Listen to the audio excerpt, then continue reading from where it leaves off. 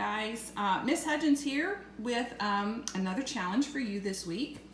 So I want to know how many cotton balls, what we have here, how many cotton balls can you fit in a glass of water?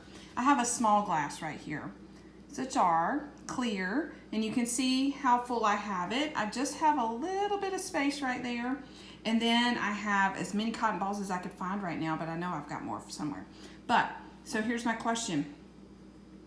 If I put these cotton balls inside, how many of them can I get inside my glass jar before the water overflows? That's what I want to know.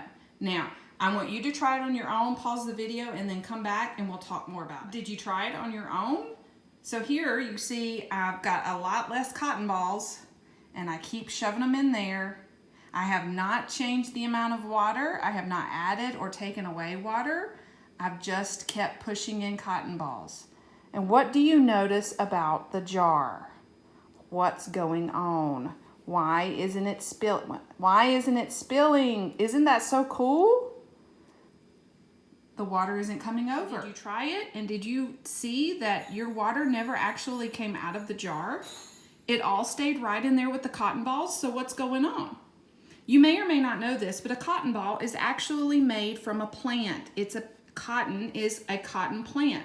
So this is plant material. This is not something like if I were to fill this jar with ice, or if by chance I filled it up with marbles, it would displace the water. So if you think about a marble, putting a marble in the jar, the marble is solid. So the marble has volume and takes up space. When I begin to fill this jar with marbles, it has to displace the water, which would make it overflow. Cotton, on the other hand, is made up, if you could put this under a microscope and you could look at the individual strands of this cotton ball, you would see something that looks similar to this.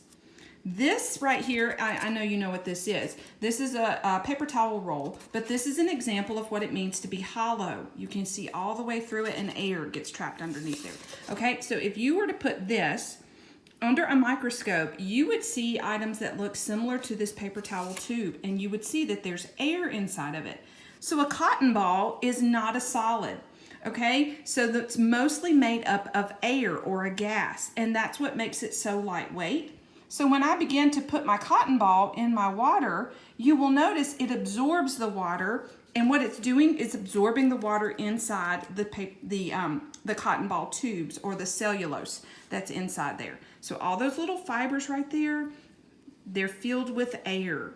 So that right there is pretty cool, and that is the reason why the water will not overflow. It absorbs. Pretty cool, huh?